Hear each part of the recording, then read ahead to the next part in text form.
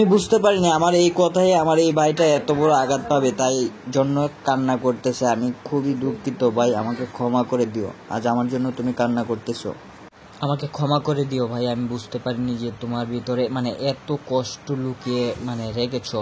তা আজ আমি ভাইটাকে রাস্তায় পেয়েছিলাম, রাস্তায় পাওয়ার পর আমি ভাইটাকে বাসায় নিয়ে আসলাম। বাসায় নিয়ে দুপুরে খাওয়া দাওয়া করালাম, একটা লুঙ্গি দিলাম আর একটা গামছা দিয়ে দিলাম, কারণ ভাইয়ের বলে কেউ নেই আর অনেক দিন হয় না খেয়ে রয়েছে। তারপর আমি বললাম আচ্ছা ঠিক আছে আমি আসছি ভাই, আমার সাথে আমিও গরিব ভাই, আমার গরিবের করে 4টা ডাল ভাত খেয়ে নাও।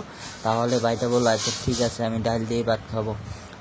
তারপরে এইসব কথা বলতে বলতে অনেক কথাই বলতে হঠাৎই ভাইটা দিকে চোখ দিয়ে অস্ত্র জ্বলতেছে, এমনভাবে কান্না করতেছে, আপনারা যদি দেখতেন তাহলে আপনাদেরও মায়া লাগতো।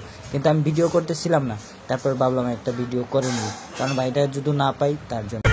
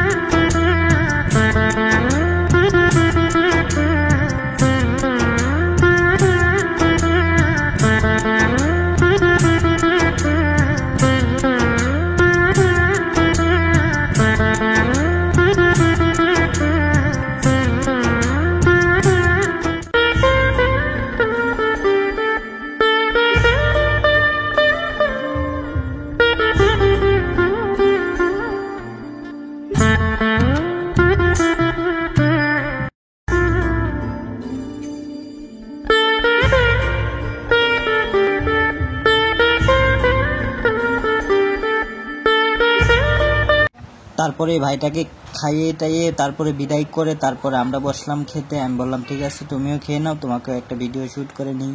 তারপর আমরা খাচ্ছি আর একটু গল্প করতেছি, ও ভাইটার ব্যাপারে অনেক কিছুই কথা বলতেছি যে ভাই এখনও মানুষ অনেকটাই কষ্টে আছে, অনেক অসহায় মানুষ এখনও আছে।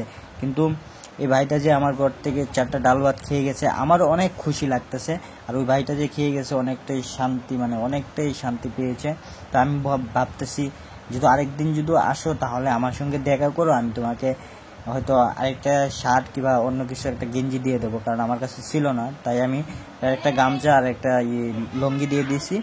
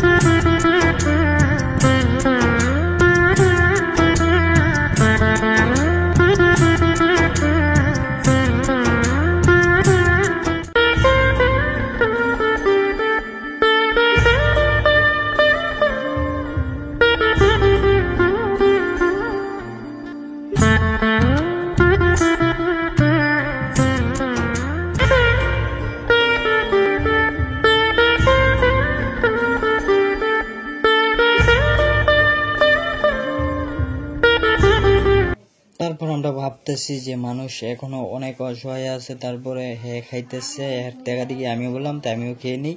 তারপর আমিও বসে গেলাম খেতে। আর ওই যে বন্ধুরা ওই যে কি বলে কলার থুর আর ওই যে ইলিশ মাছের মাথা দিয়ে রান্না করছে, অনেকটাই টেস্ট হয়েছে, হ্যাপি খেতে অনেকটাই লাগছে। আর আমি তো মনে করো না, তো ভাবছিলাম কি শেয়ার করবো না, তারপর ভাবলাম কি না আপনাদের সঙ্গে একটু শেয়ার করি, আপনাদের সঙ্গে শেয়ার না করলে আমার ভালো লাগে না। তাই আপনারা অবশ্যই দেখবেন, সম্পূর্ণ ভিডিওটা যদি দেখে থাকেন তাহলে আপনাদেরকে অসংখ্য অসংখ্য ধন্যবাদ। আর সবসময় আপনারা ভালো থাকবেন, ভালো কাজ করবেন, আপনাদের জন্য দোয়া এবং আশীর্বাদ রইল। আর এইভাবে আমার পাশে